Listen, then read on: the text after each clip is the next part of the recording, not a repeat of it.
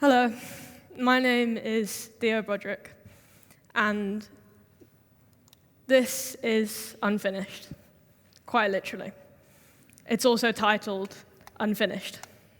Some of you may be sat there wondering, why on earth am I talking about a piece of art that the artist could not be bothered finishing? Some of you may be wondering, why isn't it finished? Did the artist simply get a better offer? Did he get bored halfway through? To that I say, this is Keith Allen Haring.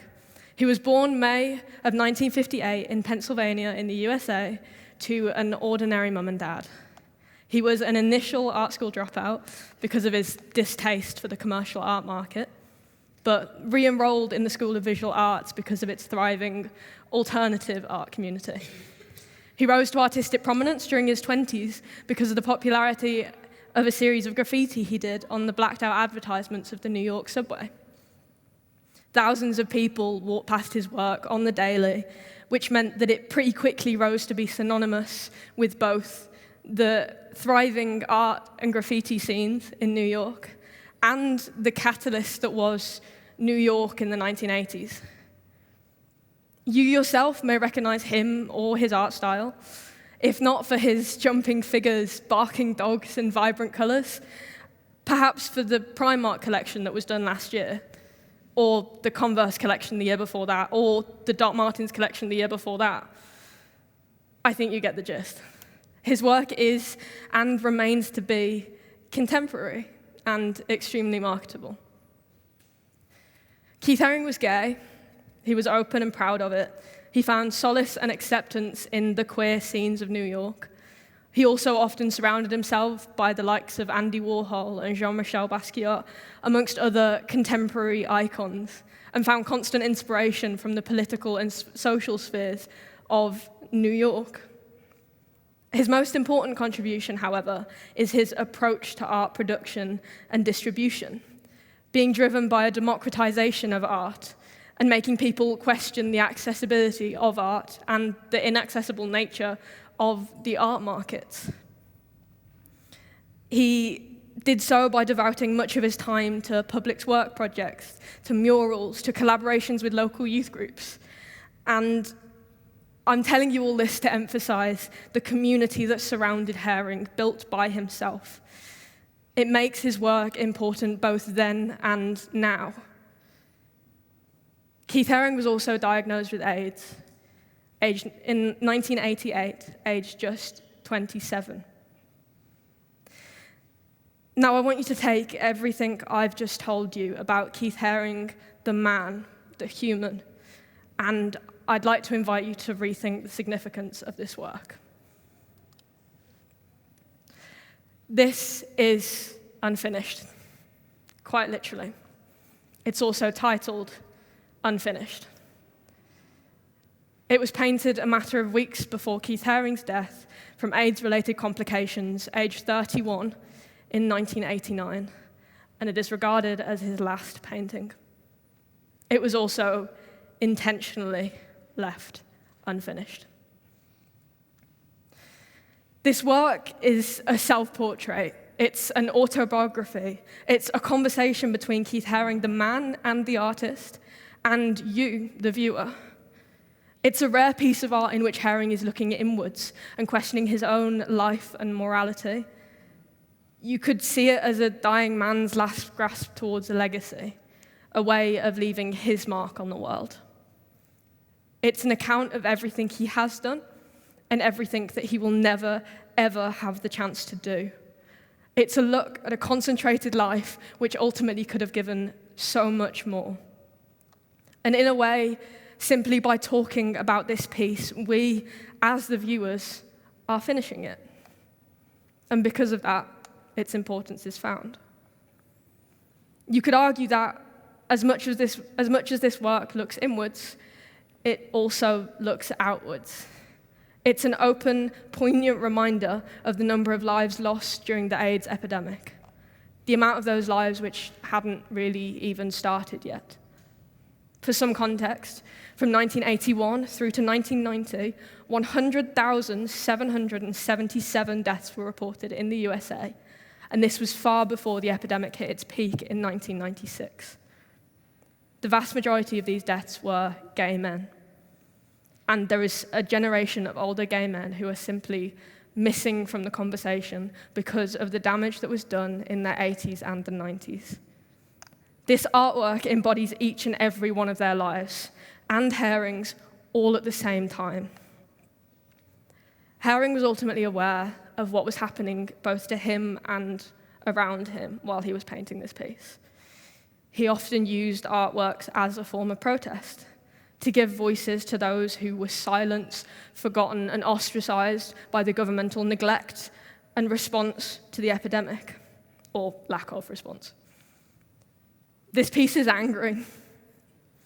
It's playing with the lack of action or help that the queer community received, and as a result, comments on the cost of lives. Unfinished is acrylic on canvas, and, unusually for Haring, on a relatively small scale, measuring only 100 centimeters by 100 centimeters. Perhaps it was a smaller scale because Haring wanted people to come up close, something that simply isn't achievable with a mural. Perhaps it was a smaller scale because it means that you must make some attempt to stand next to it and make some attempt to understand it. Perhaps it was a smaller scale because it simply wasn't achievable for a man on his deathbed to paint a mural. His work also often centers around a sense of spontaneity. If you'd ever watched a video of his process, you'd understand how little planning often went into his work. He was often given a space and simply filled it with whatever he pleased. This piece isn't spontaneous. I'd argue it's actually the exact opposite. It's careful, it's considered, it's measured, it's intentional. It's been planned and thought through a lot. The use of the color purple also cannot be ignored, nor should it be. A lot of his work previously had centered around and utilized bright, eye-catching colors. They draw in the viewer. This piece, on the other hand, is entirely different. It's a muted purple. And the main thing drawing in the viewer is the fact that half of the canvas is quite literally empty. The darkness is somber, it's reflective, and it's self-conscious. Though we will never know Haring's thoughts behind his use of purple, purple is often associated with spirituality, and perhaps, in this case, mortality. It's also sometimes likened to ambition, which could be representative of the ambitions that Haring was never able to fulfill.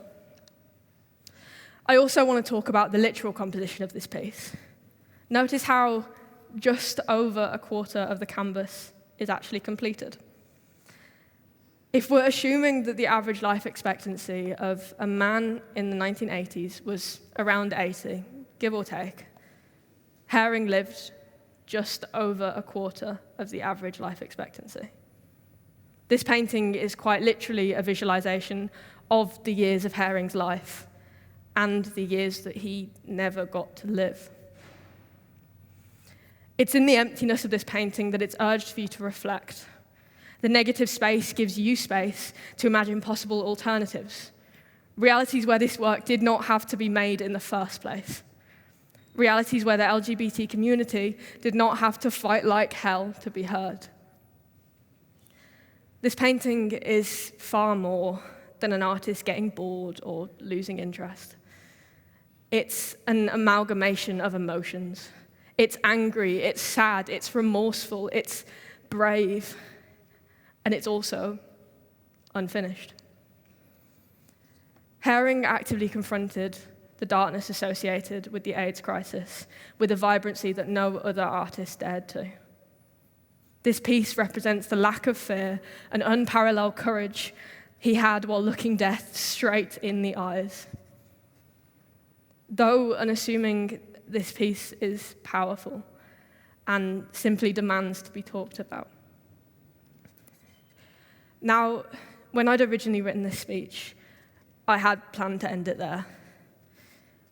But with the senseless murder of Breonna J. hitting the headlines a little over a month ago, sorry, I'd planned to end it there. But when the senseless murder of Breonna J., a 16-year-old transgender girl, hit the headlines a little over a month ago, I couldn't help but reconsider the contemporary relevance of this piece. A relevance that 40 years later should not be. A relevance that is rooted in the homophobia and transphobia which is still rife in the modern world. I wish I could stand here and tell you that this piece is not relevant to the LGBT experience today, but I would simply be lying to you. And that makes me so unimaginably angry. This piece is a representation of queer life cut far, far too short for those needlessly lost, through AIDS or otherwise. This piece's relevancy 40 years down the line proves that, as a society, we ourselves are still unfinished. And that is why I think Unfinished by Keith Haring is important and deserves its own narrative. Thank you.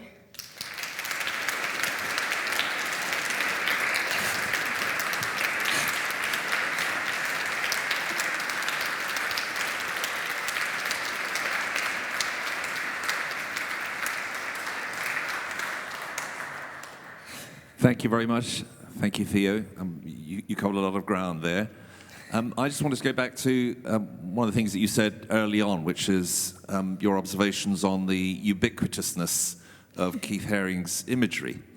Do you think that he expected that? Did he want that? How would he feel, had he lived longer, about the success that we associate with that imagery?